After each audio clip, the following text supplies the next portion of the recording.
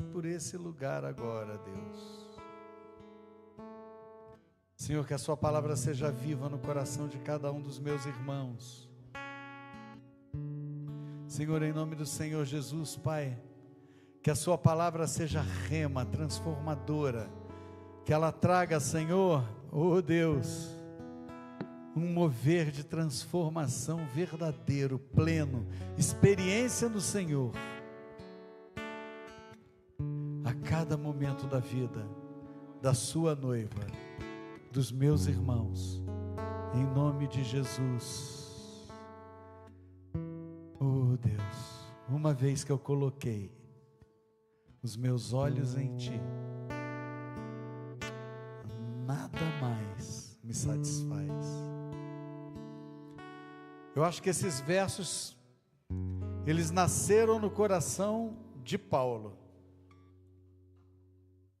Abre a palavra em 2 Coríntios, no capítulo 12, e eu quero ler com você o início desse versículo, que tem tudo a ver com esse cântico. Amém?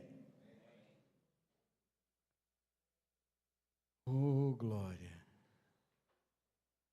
2 Coríntios 12, 9. Paulo vai queixar com Deus do espinho na carne, que foi o próprio Deus que colocou nele. E a resposta de Deus: a minha graça te basta, porque o poder se aperfeiçoa na fraqueza. A minha graça te basta.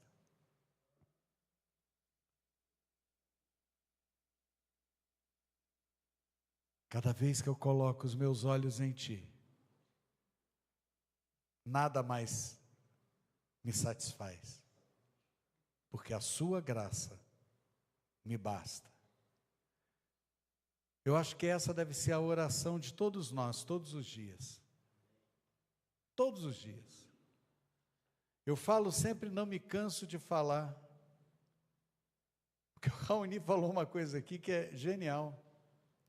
A repetição traz a perfeição.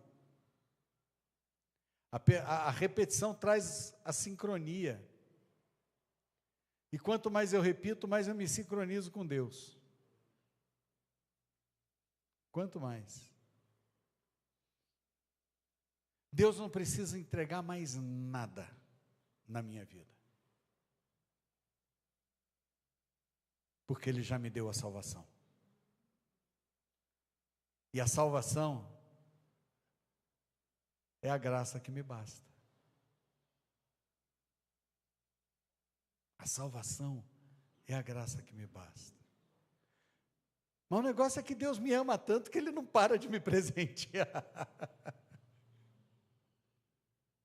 Ele não para de nos abençoar, porque Ele nos ama.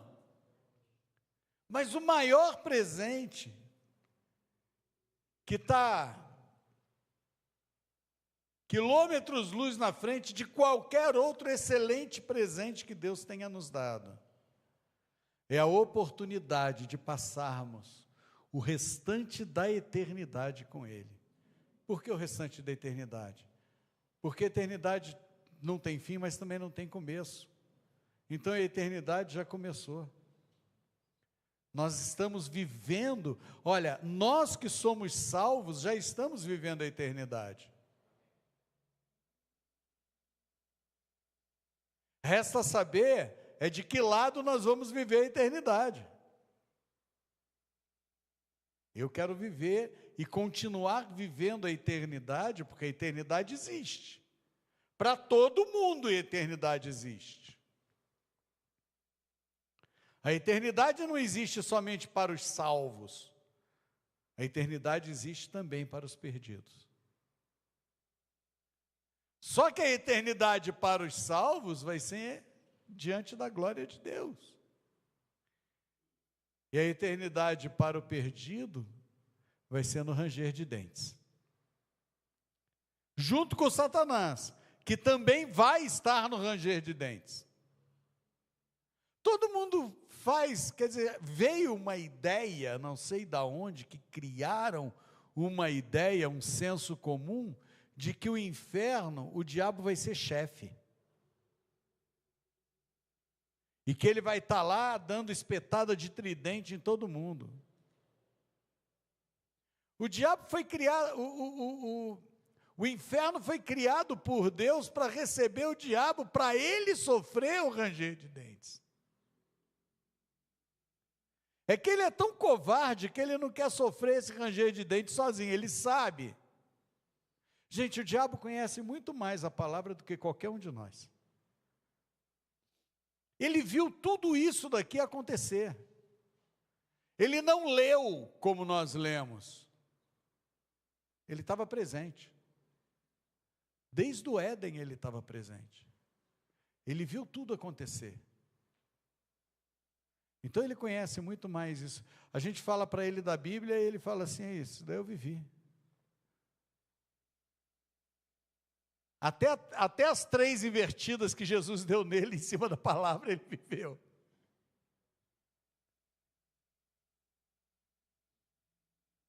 Mas é com a palavra que nós conseguimos nos libertar, porque Jesus nos ensinou isso, a espada é a palavra.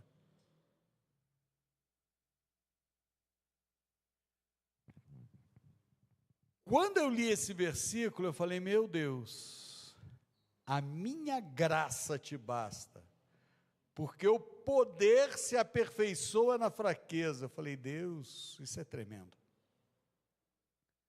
E aí a gente tem uma ideia muito rasa de graça. Graça é um dom imerecido de Deus, amém, amém, mas é o resumo do resumo do resumo do resumo do resumo, do que é a graça de Deus. Se a gente pegar um resumo um pouquinho menor, a gente vai falar assim, olha, a graça é o favor ativo, porque ela existe e está acontecendo agora, e redentor, porque nos redime do pecado, de Deus, revelado em Cristo, que ofereceu a todo homem, a nós, a oportunidade da salvação, capacitando o crente a viver em santidade por meio da ação contínua do Espírito Santo. Olha só isso. Olha essa definição, como ela abre mais. Ela não é simplesmente um dom imerecido que Deus nos dá. Ela vai muito além disso. Ela fala que a graça é um favor ativo. Então é um favor. Se é um favor, é imerecido, já está aí. Mas ele é ativo, ele não para. A graça de Deus não para em nossas vidas. Ela está ligada. Ela está ligada. E nós vivemos sob essa graça, minuto a minuto da nossa vida. Não confunde com essa hipergraça hedionda que andam pregando por aí. Não confunda. Uma vez salvo, salvo para sempre, é heresia. A hipergraça é para massagear o ego de quem não quer parar de pecar. É para dizer assim, não, você pode continuar do jeito, venha do jeito que você está e continue do jeito que você está. Não, não é assim, é venha do jeito que você está. Renove a sua mente. Olha, Paulo fala isso daí lá em Romanos 12, renove a sua mente. O renovar a mente é responsabilidade nossa. Renove você a sua mente.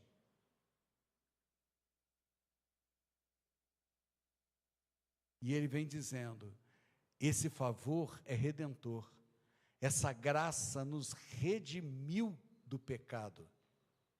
O pecado em nós deixa de existir, o pecado de nós deixa de ser observado por Deus por causa da sua graça redentora.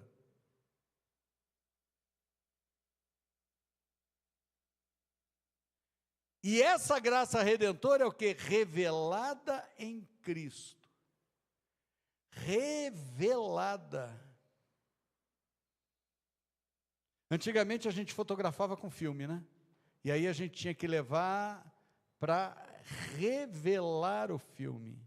O que era revelar o filme? Era trazer a imagem que estava latente naquele filme, por meios aí químicos e tal, a ela aparecer.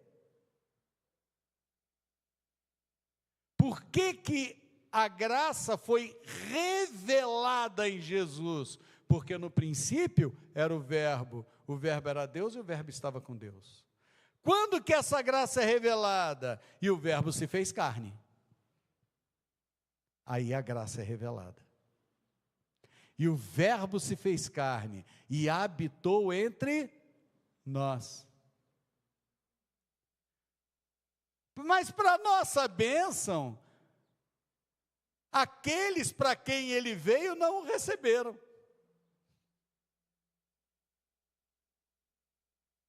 E aí, se estendeu a nós.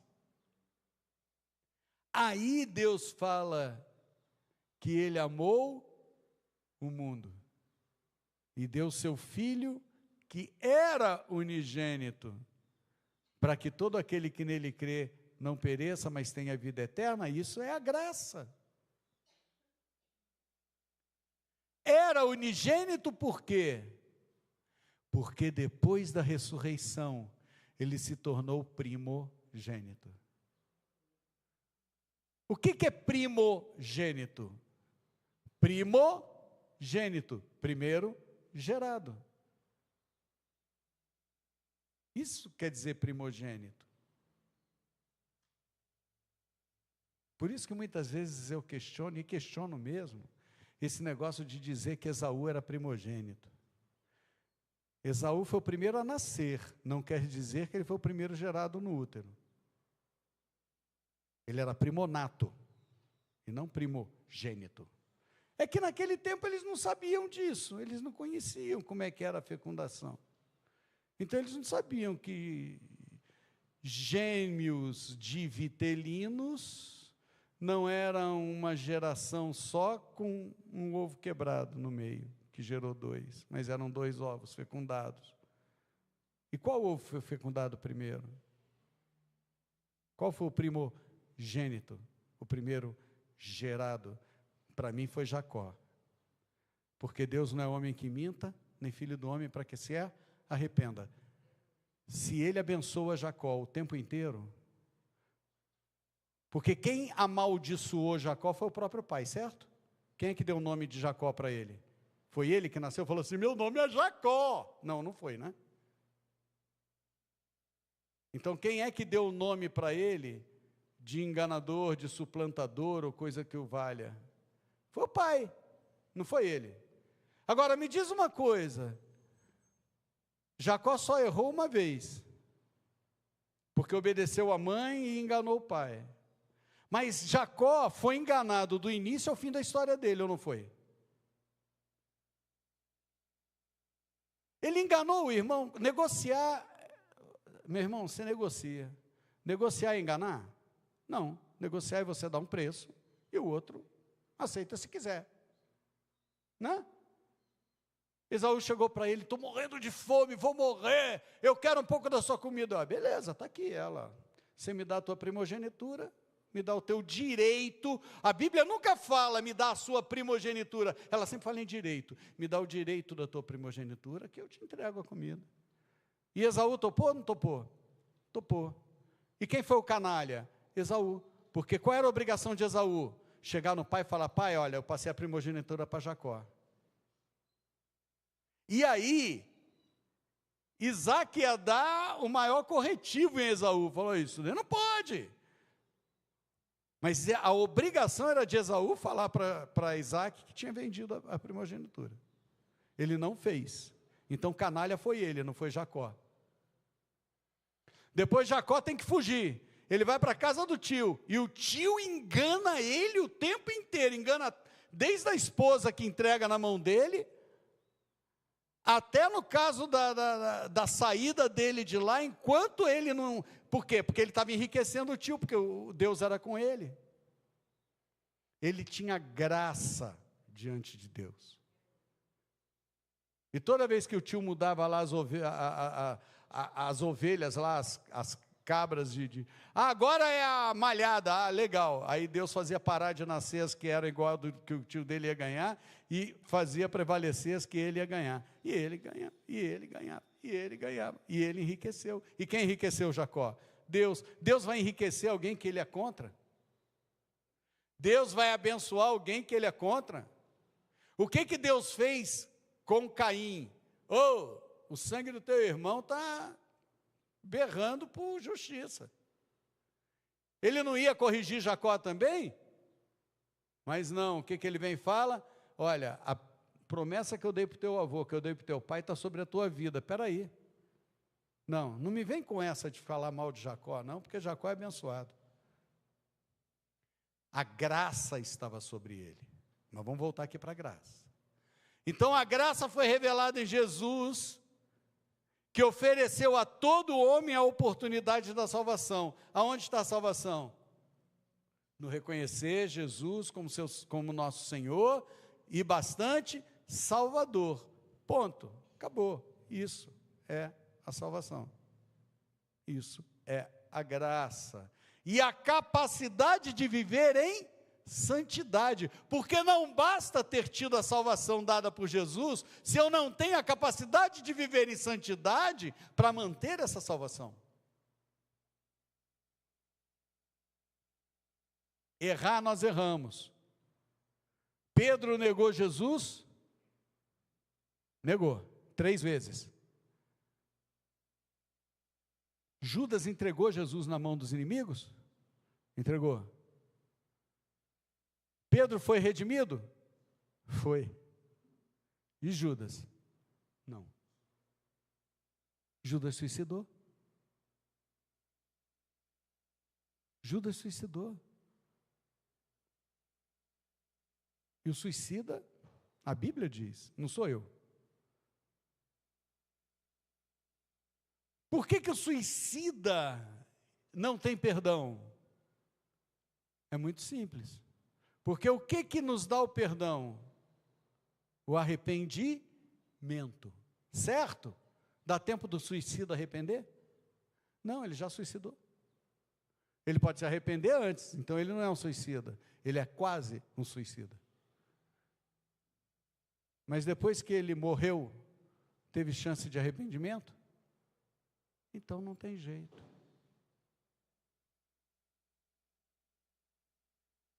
Às vezes o diabo vem, você está passando por isso, acaba com isso rápido, acaba com isso rápido. Acabar com isso rápido para ir com ele para o inferno. E não para estar junto com Deus. Para estar junto com Deus, ô Paulo, esquece o espinho na carne, a minha graça te basta. Efésios 2, e nós vamos dar uma olhada no 8 e no 9. Efésios 2, verso 8 e verso 9.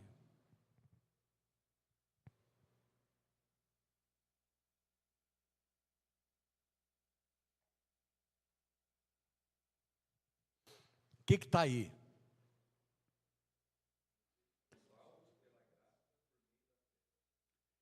Olha, porque pela graça sois salvos, mediante a fé.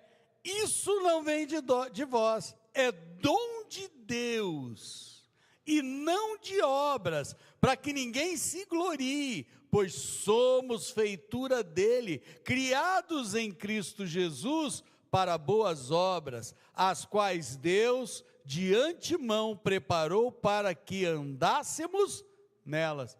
Gente, a salvação, ela é gratuita, é um dom gratuito de Deus. Mas o que nos traz a salvação? A fé, que também é um dom gratuito de Deus. Agora, por que que nós precisamos ser salvos? Olha aqui na palavra.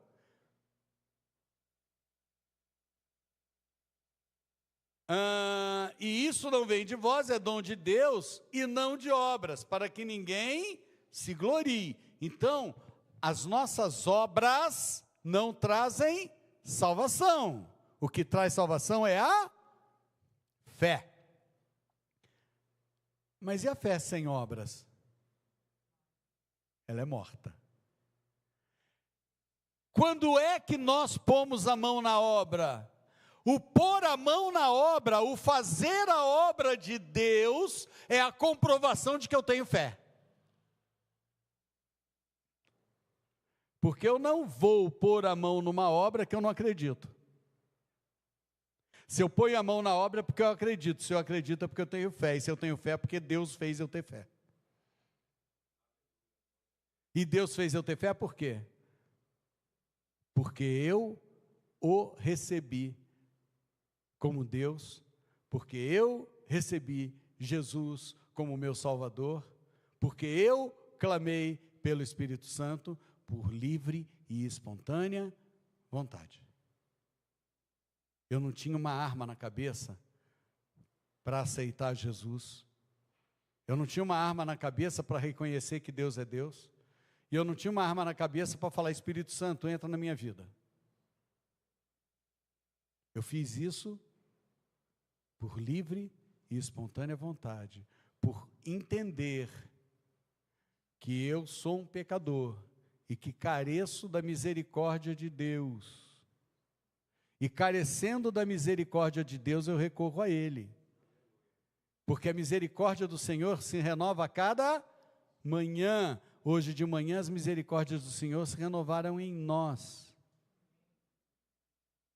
E aí cabe aquela pergunta que me lembra quem nasceu antes, o ovo ou a galinha, mas também me lembra o seguinte: eu sou pecador e por isso peco?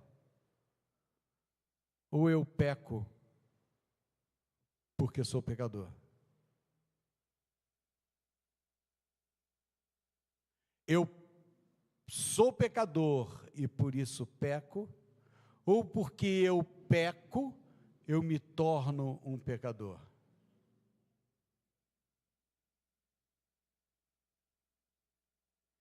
Os dois. Um antes da conversão, outro depois da conversão. Antes da conversão eu era um pecador e pecava porque era um pecador. Mas no momento em que eu aceito Jesus, que eu reconheço que o sangue de Jesus lavou os meus pecados, eu deixei de ser um pecador. Então, quando eu peco, eu me torno um pecador. Mas aí eu já sei o caminho de volta para Deus, me arrependendo e pedindo perdão. Então, as dois. Eu sou um pecador, por isso peco antes da minha conversão. Eu era um pecador, porque todos nascemos pecadores, por isso eu pecava. Só que no momento em que eu me converti, o sangue de Jesus lavou meus pecados, e os meus pecados foram naquela cruz. A partir de então, eu deixei de ser um pecador. Mas a gente peca, a gente erra, a gente desliza. E quando a gente desliza, a gente peca, a gente volta a ser um pecador. Mas aí a gente sabe o caminho da redenção, o caminho da graça. E aí nós voltamos para a graça.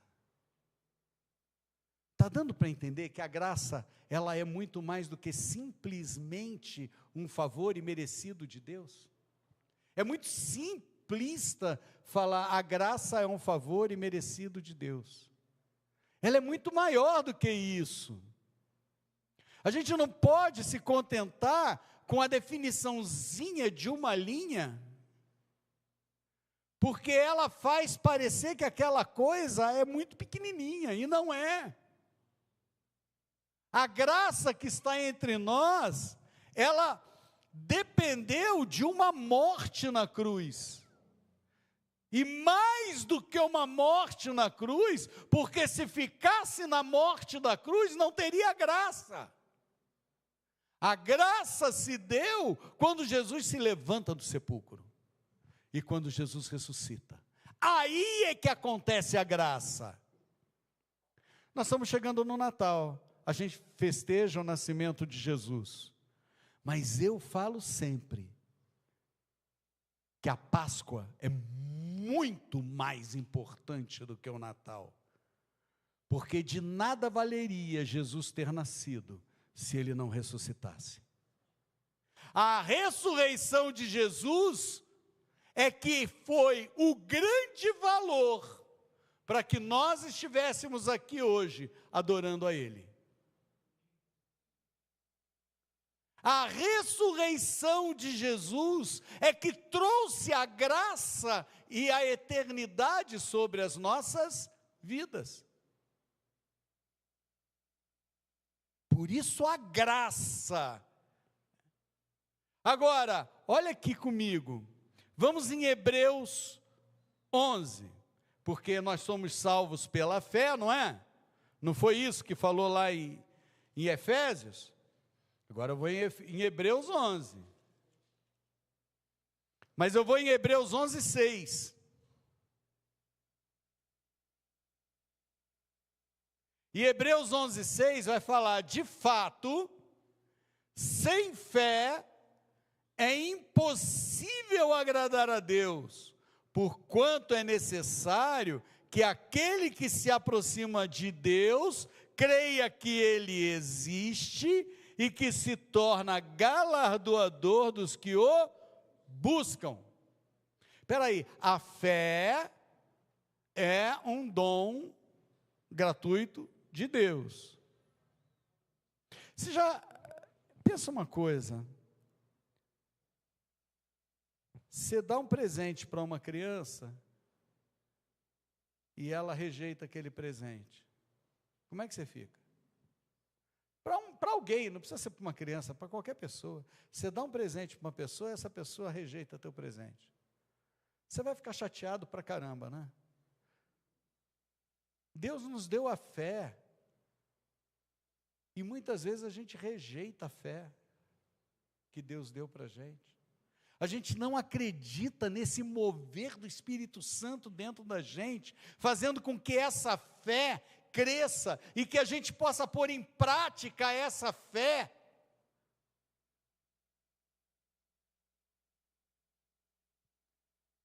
A fé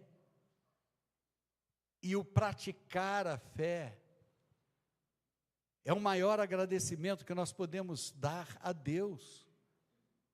Falar, Deus, eu amei tanto esse presente que o Senhor me deu, que eu vou usar esse presente o tempo inteiro da minha vida, eu vou viver da minha fé. É no meu emprego eu vou viver da minha fé, é na minha casa eu vou viver da minha fé, nos meus relacionamentos eu vou viver da minha fé. A fé, ela vem junto com a graça. Por quê? Porque para eu ter graça eu não preciso acreditar em Deus? Preciso, porque eu preciso confessar Jesus. Como é que eu confesso algo que eu não acredito? Como que eu confesso algo que não existe? Não dá para confessar algo que não existe. Não dá para ter confiança naquilo que não existe. Então, se eu coloco a minha confiança em Deus, a primeira coisa que eu estou fazendo é dizendo, Deus, para mim o Senhor existe. E a fé é o que ele fala aqui, olha aqui, porquanto é necessário que aquele que se aproxima de Deus, creia que Ele existe. Tenha a convicção de que Ele existe.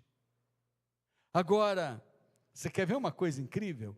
Volta aí, eu acho que você vai voltar uma página, dependendo, em 11:1, Hebreus 11:1. E aí vem a definição de fé.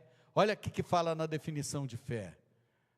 Ora, a fé é a certeza de coisas que se esperam, a convicção de fatos que não se veem. Então percebe uma coisa, a certeza do que eu espero. O que eu espero?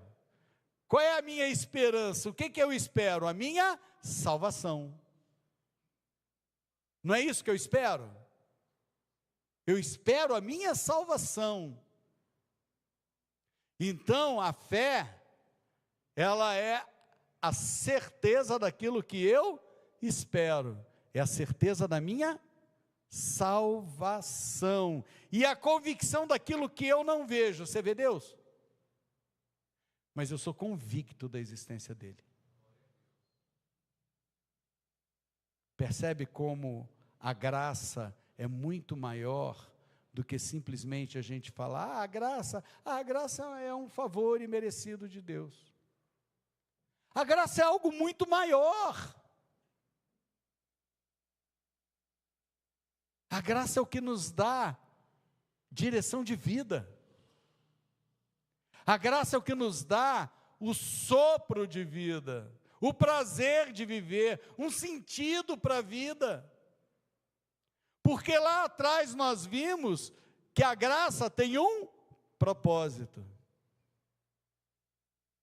A graça tem um propósito, quer ver? Volta em Efésios. Volta em Efésios 2.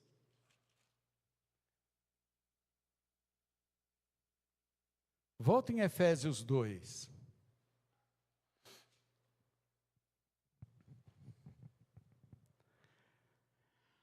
Porque pela graça sois salvos mediante a fé, e isso não vem de vós, é dom de Deus, e não de obras para que ninguém se glorie. Legal. Agora olha o 10. Olha o 10.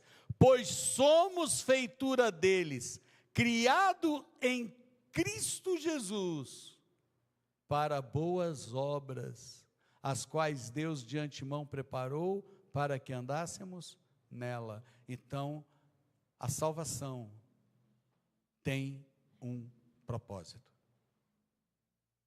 Nós não somos salvos à toa. Nós não somos salvos porque somos salvos. Nós somos salvos para andarmos nas boas obras de Deus. Verso 10. Somos feitura dele, criados em Cristo Jesus. Por que criados em Cristo Jesus? Porque a ressurreição de Jesus, ela nos cria para a eternidade, para a salvação. Por isso nós somos criados em Cristo Jesus. A criação de Cristo Jesus nos dá a eternidade, nos dá o poder de vivermos eternamente junto a Deus. Mas aí ele fala ele dá o motivo da nossa salvação. Qual é o motivo da nossa salvação? Para boas obras. A nossa salvação não é pela fé? Mas a fé sem obras não é morta? Está aqui. A fé sem obras é morta. Por quê? Porque nós fomos criados para andarmos aonde? Nas boas obras. Se eu não ando nas boas obras, eu não ando em nada.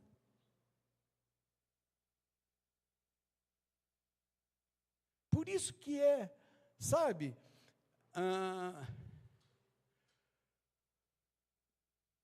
a diferença de nós para os romanos.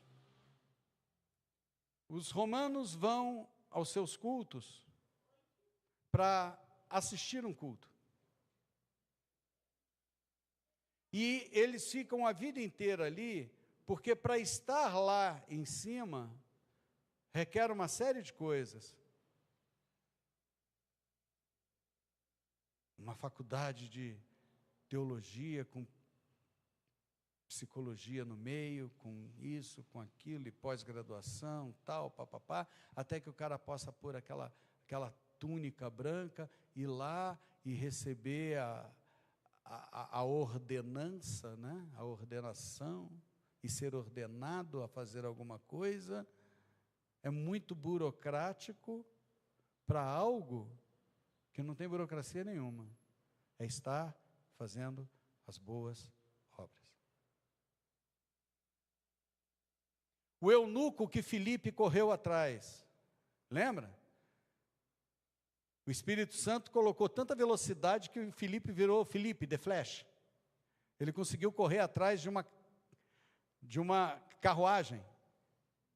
E tinha um eunuco etíope lá dentro, tentando ler o livro de Isaías. Filipe chegou do lado dele correndo, e Filipe conversou calmamente com ele. Olha, The Flash mesmo, né? Correndo do lado de uma carruagem, conversando com quem está dentro. Vem cá, você está entendendo isso que você está lendo?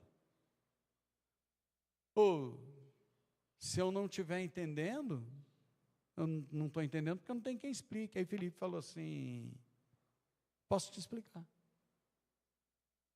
E aí Filipe explica tão bem que ele fala assim, peraí, ali tem uma água, eu posso ser batizado?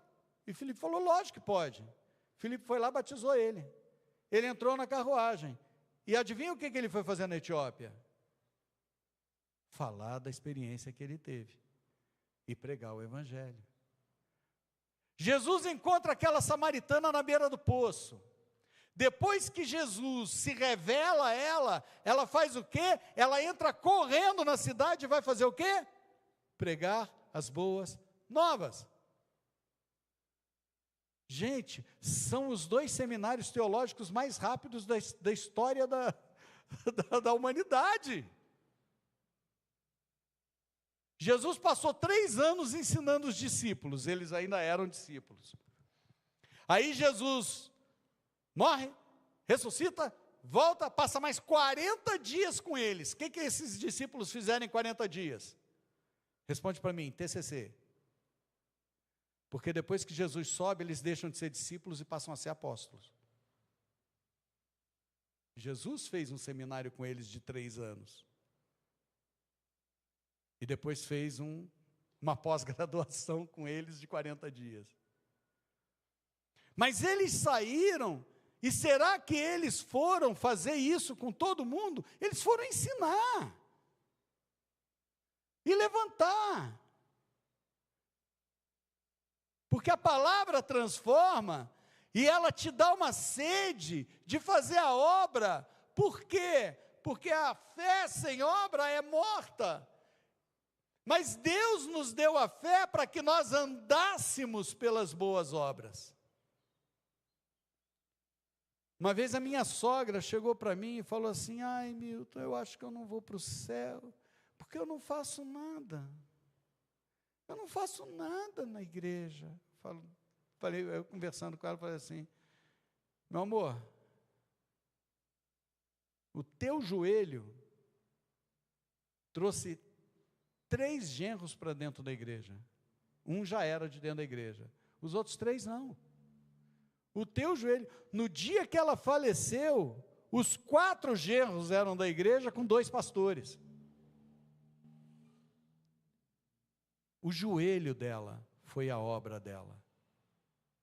A intercessão dela foi a obra dela.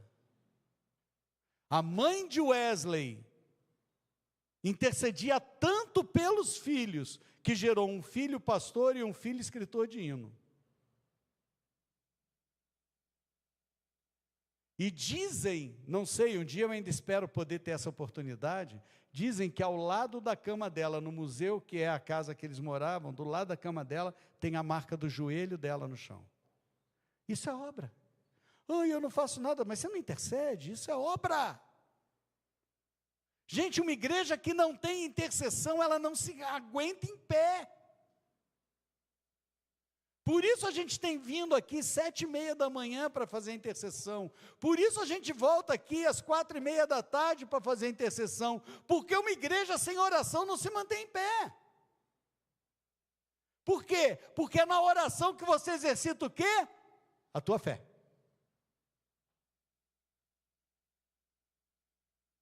É na oração que a gente exercita, e quanto mais a gente exercita, a gente vai para a academia, vai malhar. Por que a gente vai para a academia malhar o músculo? Para exercitar o músculo e ficar forte, não é para isso?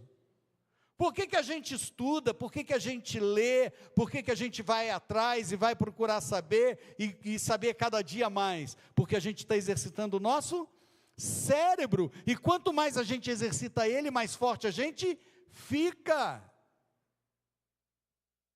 mentalmente.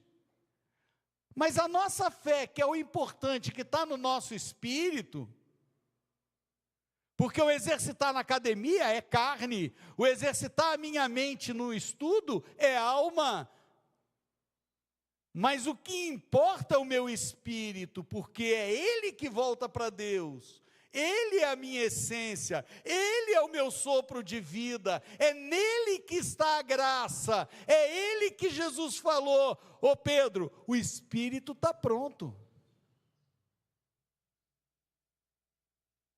Eu não exercito ele. Orar é exercitar o espírito. Exercitar o espírito é marombar a fé. Fortalecer a fé. Eu fortaleço a minha fé com oração. Sem oração, a minha fé fica fraquinha. Sem oração, a minha fé é a casa construída na areia, que qualquer sopro, foi embora. Mas quando ela é construída na rocha, pode vir o sopro que vier, a tempestade que vier, que ela fica firme, porque a casa está construída onde? Na rocha. E que rocha é essa? É Jesus. Sobre esta pedra, Pedro, eu edificarei a minha igreja. Esta pedra que é ele, a pedra angular. Sobre essa rocha, Pedro, eu edificarei a minha igreja. Meus amados, a graça é muito maior do que a gente pode imaginar. Eu tinha mais para falar, eu ia falar sobre poder e fraqueza, mas isso fica para o próximo episódio. Eu quero te convidar a ficar em pé, porque eu quero fortalecer a tua fé.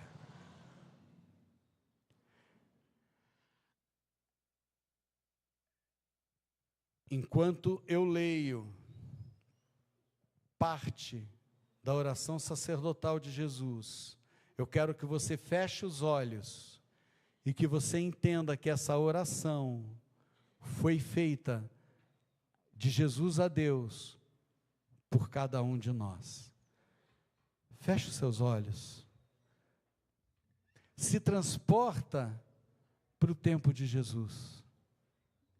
Se transporta lá para aquela sala da ceia.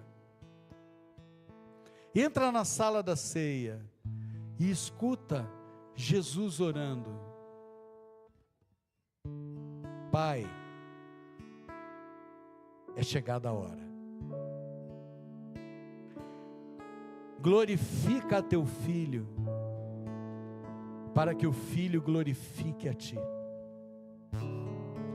Assim como lhe conferiste autoridade sobre toda a carne, a fim de que ele conceda a vida eterna a todos os que lhe deste. E a vida eterna é esta: que te conheçam a ti, o único Deus verdadeiro, e a Jesus Cristo, a quem enviaste. É por eles que eu rogo, não rogo pelo mundo, mas por aqueles que me deste, porque são teus. Ora, todas as minhas coisas são tuas, e as tuas coisas são minhas, e nele eu sou glorificado. Já não estou no mundo, mas eles continuam no mundo, ao passo que eu vou para junto de ti. Pai Santo, guarda-os em teu nome, que me deste, para que eles sejam um, assim como nós. Quando eu estava com eles, guardava no teu nome, que me deste, e protegi-os, e nenhum deles se perdeu, exceto o filho da perdição, para que se cumprisse as Escrituras. não peço que os tire do mundo, e sim que os guarde do mal. Eles não são do mundo, como eu também não sou. Santifica-os na verdade, a tua palavra é a verdade. Assim como tu me enviaste ao mundo, também eu enviarei ao mundo. Em favor deles, eu me santifico a mim mesmo, para que eles também sejam santificados na verdade.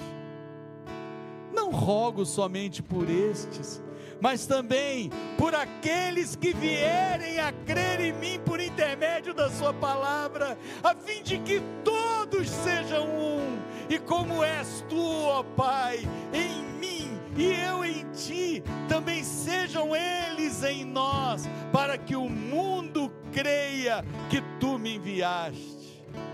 Pai justo, o mundo não te conheceu, eu porém te conheci, e também estes compreenderam que tu me enviaste. Eu lhes fiz conhecer o teu nome, e ainda o farei conhecer, a fim de que o amor com que me amaste esteja neles, e eu neles esteja. Senhor, obrigado pela tua graça. Obrigado pela tua graça que permitiu que Jesus vivesse em nós e que nos chama para que nós vivamos nele. Senhor, nós declaramos o nosso amor ao Senhor. Nós sabemos que o Senhor nos amou primeiro, mas nós queremos retribuir o seu amor com o nosso amor. Senhor, para cada um daqueles meus irmãos que ainda não sabem como se colocar na sua obra, não sabem o que fazer,